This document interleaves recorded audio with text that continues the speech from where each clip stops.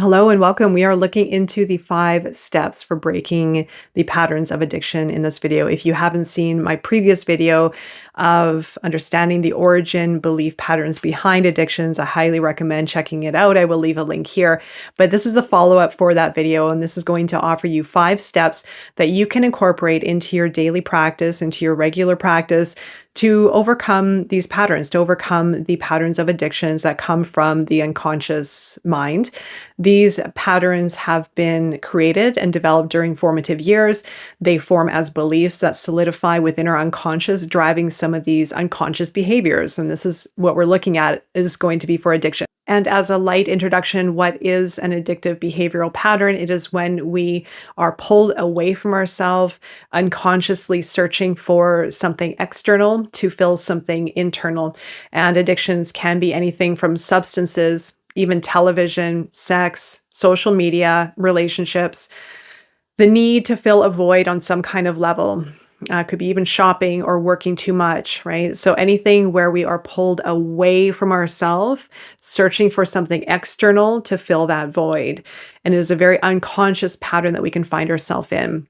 So it happens when we are removed even more from ourselves, when we are detaching even more from ourselves. It is a very unconscious pattern when we are not in the relationship within our inner self, with our deeper self, being conscious and aware of our actions and our motivations and our drivers and our desires. So this is a very unconscious response. And in this video, I'm going to share 5 steps for you to incorporate to help you through your addictive process, to help you break some of these patterns. So what I'm going to be covering here in this video is reframing the addictive behaviors as temporary distractions with a larger purpose. So you can help bring the hidden sources of addiction into clear view. And the beauty of this work is not only does this heal addictions, this is something I've worked through for many years successfully, I would like to say.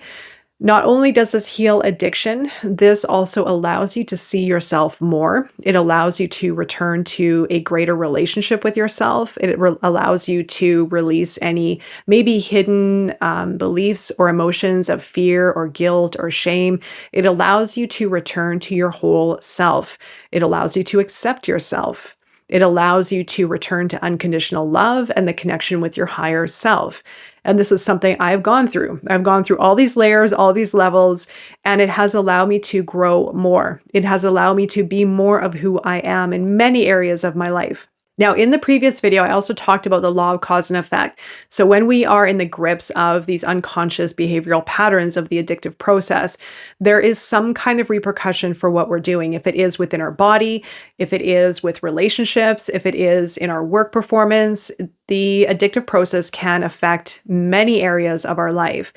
And like I said, when we are operating unconsciously, this is when we are losing ourselves. This is when we're not aware of our whole self. This is when we are not connected with our higher self and our connection with the greater aspects of life. When we are conscious, we are aware and mindful of our actions, what we're saying, how we're behaving, what we're feeding our body, what we're doing, the choices that we make and the actions we take, and be very cognizant of the effect afterwards. So the being in the law of cause and effect is very much, I feel, part of this exercise of being very aware of what decisions am I making today or in this moment, and what are the decisions that I'm making in this very moment going to have on my future. And presence is going to be one of the greatest practices you can ever incorporate into your daily regime, into your daily practice. The practice of presence is being here, right in the here and now. When we are consumed by the addictive process, we may feel that we are scattered in many different places between the past and the future and everything in between. So if you know, and if you're familiar with that, it's very difficult. It's a very difficult place to be. But over time, integrating this work will help you move more and more and more and more into your center, into the present, where you will become more mindful of your decisions. You will be able to catch yourself if you are moving into an addictive pattern. And as I mentioned, do not feel ashamed at all if you are finding yourself in an addictive process. This is simple. This is a simple exercise of observation and breaking patterns on both a very small micro level and then moving into a greater aspect of your being. This does take quite a bit of time because you might be rewiring some really old beliefs within your unconscious, depending on where you are with your practice. So you have to think about this whole process of rewiring your mind, rewiring the relationship within your unconscious, your subconscious, your conscious, your body, your emotions. Everything needs to find its way. Everything needs to start adjusting and rewiring and finding the alignment within yourself. So it does take quite a bit of time for your body, your whole entire system to come together as one. First of all, before we get started, I want to talk about true and false beliefs. True beliefs are what you are born into this world with. The true beliefs of the relationship with your heart, with your soul, with life, your gifts, your talents, your values, your beliefs, coming from a place of purity and truth. False beliefs are based on observation, based on experiences, and based on pressures that we have gone through throughout our formative years, the more negative ones, the traumas, the difficulties, being scolded, being yelled at, adopting some of our parents' patterns as well. So the false beliefs are basically all of the external beliefs that we have ingrained in our unconscious, unconsciously, just through observation, just through repetitive behavior. And the false beliefs become very solidified and basically overshadow our true beliefs. So the false beliefs are meant to be broken. The true beliefs are meant to be strengthened. Right? So your true beliefs are here within your heart, within your deeper self, and meant to be awakened, meant to be strengthened so that the false beliefs can fade away, so that they can fall away. And you can think of false beliefs basically as patterns. They're patterns that are really waiting for you to see, are waiting for you to work on, so you can break those layers. You can walk through those layers and move into greater alignment with your true beliefs, with your true self. So the first step of this 5-step exercise is awareness, the power of recognition. Awareness is going to be the first step, and awareness is going to be on many different levels and layers. So awareness is paying attention to what is triggering my addictive process. So is it a life difficulty? Is it feeling lonely? Is it feeling angry? Is it a relationship conflict that is triggering some kind of addictive response or behavioral pattern? And then what is it causing? What is that addictive behavioral pattern? And how is it affecting your life? So the whole awareness aspect is going to be crucial. We're going to go deeper later on. But the first step is being just simply aware of it, right? Being able to see it is almost shining light on the shadow, illuminating the behavioral patterns so that you can understand that it's there, that it actually has some kind of relationship or some kind of complexity within your daily functioning or within your life. For this step, it's really great to journal. You can write down when these triggers begin, what causes them, and what they are. What is the addictive behavioral pattern? Even if it is something as minor as being addicted to your phone, being addicted to social media scrolling, or needing to have your phone nearby and constantly checking it. It could be something as simple as that, because that is an addictive pattern. Anything that you feel a compulsive need to do that takes you away from being in the present moment will have an essence of addiction or the behavioral pattern or belief buried deep within the unconscious. You might even be surprised with this step where you are within your practice. This might even help you overcome your addictive behavioral pattern, maybe even quicker than you may realize. It completely depends on where you are with your life, with your the relationship with your higher self, the relationship with yourself. But I find even by simply tuning in and being aware of something, that actually does create quite a significant shift. So awareness is the first step in healing. The more you tune into your patterns, the closer you'll get to uncovering the root cause of the behavior. The next step is redirecting your focus. So the point with this is to reframe the purpose of the addictive behavioral pattern with a more positive or more constructive belief behind it. Now, it's not about stopping this behavior right away. Sometimes it's very difficult to do. Sometimes it's very difficult to change some of these patterns. So how can you reframe the pattern when it shows up in a more positive light. So, for example, if you are addicted to shopping and you're really hard on yourself, or you feel that you need to shop out of an impulse or you need something, maybe reframe the reasoning for shopping. Maybe it's for self-care or for enjoyment. So you're taking more of the harshness away from it, or maybe the anxiety away from it, and moving it into something more softer, something that is benefiting you rather than hindering you. In this step as well, you can also literally try to replace the addictive behavior with something else altogether if you like. So maybe if it is an addiction to sweets and unhealthy food, maybe it is replacing it with something healthier, maybe a healthier substitute or something different that will slowly allow for you to break that pattern. So as a recap for this step, you want to replace your current distractions with ones that keep you grounded in your goals. These are temporary tools meant to guide you back to your true self. Step 3 is emotional healing. So healing the root causes. In this step, you want to understand the trigger. This is going to take you deeper into understanding what is the trigger point that is creating the reaction, that's creating the addictive response. So what is the emotion? Is it anxiety? Is it stress? Is it upset? Is it boredom? Is it being lonely? What is that trigger response that's causing the behavioral pattern? Now, this takes you a level deeper. The behavioral pattern is the outwardly response to something that's happening deeper within ourselves. So what is happening as the trigger that is creating the behavioral pattern, the outward response? So if you're feeling lonely, for example, you can work on self-love techniques, alignment, meditation, grounding, connecting with your heart, building a relationship with yourself where you're feeling more centered and secure within your being. If you're feeling anxious, you can incorporate any grounding techniques and therapies. So this is where you can actually work on the healing techniques to help you in that moment in time. So any kind of techniques that can be brought in that will help you from an emotional standpoint to bring you back into your center. Then you can go back into the exercise in the previous one to also reframe if you are moving into the addictive behavioral pattern into something more positive. Also, I want to address one more factor in this particular step.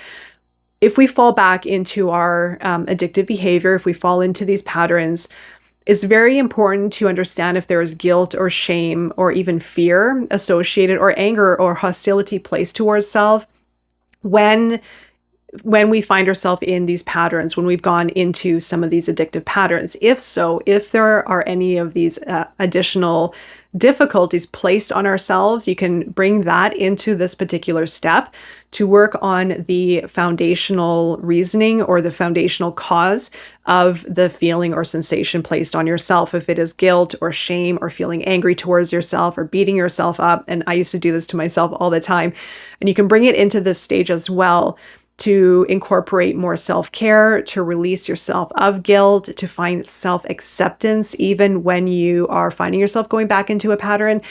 Is completely fine. Most likely you will go back into a pattern because it's all biology. It's all biology. It's all our hardwiring within our unconscious, within our mind that will keep moving us back into these patterns until we slowly start to unwind from them. But these steps are going to offer a very micro approach to this exercise so you can keep chipping away, and dedication is going to be key, and you will see the results. True freedom comes when you heal the emotions that have been driving your behaviors. The fourth step is reprogramming, so shifting your identity and beliefs. This is where you get to do deep work. Now, reframing the belief system does take quite a lot of time. Think about it. You're rewiring your biocomputer. You're rewiring your mind. And I think it's around 30 to 60 days before we see results, and maybe even sometimes longer, depending on where we are in our journey. So if you go back to the emotions of maybe feeling lonely, feeling stressed or anxious, dealing with an emotional difficulty or a relationship difficulty that is triggering the event of the addictive pattern, going deeper, what is the belief behind the emotion? I am not good enough. I am unworthy of love. I am unacceptable, or maybe I need this to feel whole. These beliefs will drive the emotions, and the emotions will drive the behaviors. So what are the beliefs at the origin? What are you saying to yourself? What are you saying outwardly? What are you thinking? That is going to be your clue. So what you want to do in this case, when you can identify your false beliefs, then you want to rewire them. You want to reconstruct your belief system with new beliefs, with constructive beliefs, the true beliefs of your true essence. I am whole. I am love. I am lovable. I radiate unconditional love. I am accepting of all aspects of life. I have the power within myself to overcome this on my own. Whatever you want to incorporate, you can tell the difference between these beliefs, right? So the empowering, the true beliefs, you want to bring them into your heart, into your body, and feel them to be true. You can speak them out loud, you can meditate, you can visualize, you can integrate the words into your system. There are many techniques and exercises for affirmational work, but you want to feel it in your body, right? So your body is very much connected to this, and your body is part of this bigger story. So you want your body to feel it. You want it as a sensory experience within your body. This exercise is all about reprogramming your belief system. Recognize that you are not your addiction and affirm your ability to shift your identity towards strength and mastery. And then the final step is integration. So living with new habits and purpose. This is where you're going to start to slowly see and feel the results of your work. I've talked about this many times before because this is a very important step. This is going to get you over the hump. This is going to get you into that next level within yourself. There's a little bit of oscillation that happens between our old ways, our old programming, our old emotions, and the new way, where we're wanting to go, where we are working towards. This oscillation is going to happen for a while. You'll find yourself all of a sudden feeling different. You're going to find yourself, your habits changing. You're going to find your responses changing to certain circumstances where you're not necessarily going down the same path or experiencing the same behavioral patterns. You're going to start to notice this happening more and more as long as you dedicate yourself to this work. When you notice that, your old self will want to pull you back into the old familiar ways. That's normal. And that's almost part and parcel to this whole exercise. This is going to happen for a little bit, so give yourself some wiggling room right in between that phase of wanting to go back to your old patterns and this new way of being. It's going to take a great deal of strength. This is where you're going to push through. This is where you're saying, you know what? I'm not going to go back to my patterns. I want something better. I want to keep going. I want to see what this is about. I want to see feel what it feels like. I want to experience this new aspect of my life. When we are experiencing something new, it's scary. We don't know what it feels like, and our unconscious, our ego especially, will want to pull us back into what has been familiar.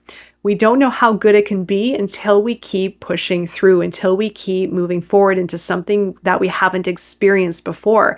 And for some of us, for myself, I had been in the addictive process for most of my life, like most of my adult life since I was a teenager. This has been a long process for me to uncover, and it is a bit scary in our unconscious, going to places and experiences within our life that we haven't experienced before. That's new, that's foreign for us.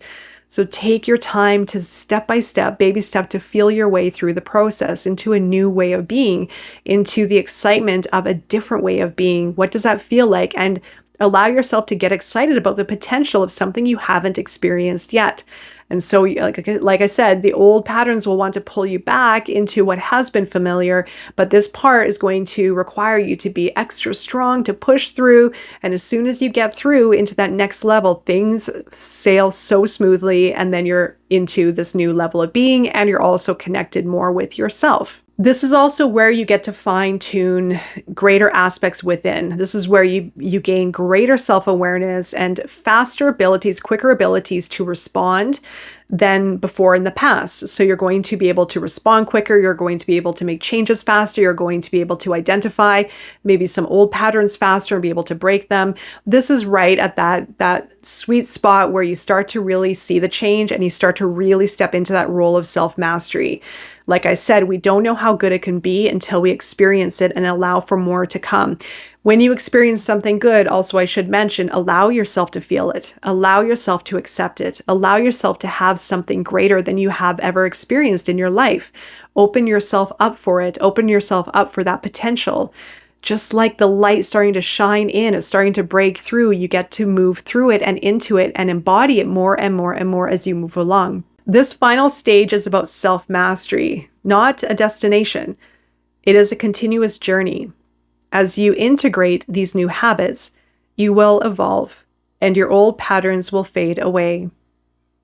So just before I close, remember that this is an ongoing process for many of us, and depending on where you are on your path, give yourself grace and compassion. Try not to feel guilty or put extra pressure or negativity on the process or on yourself if you go back into some of these patterns, because that is part of this process. But that being said, the harshness that we place on ourselves, if it's guilt or shame or anger or frustration, that comes from a belief. So you can go back into some of these exercises and work on them and bring them into your awareness, into your observation, and into your habit integration as you move through this process. This is not a linear process, I would say. You can take any of these steps and stages and integrate them at any time, depending on what you're experiencing. And if you would like to go further into addictions, I have uploaded a podcast in the Odyssey of Self on addictions. It's very extensive, going into the work of Dr. Michael Lincoln, understanding the origin beliefs, formative experiences, and this work does heal and transform when you listen to it, when you go deeper into it. So the link is going to be below. I hope to see you there, and I'm wishing you all the best on your journey of working through addictions and breaking the patterns. Until next time, I will see you again, and take care.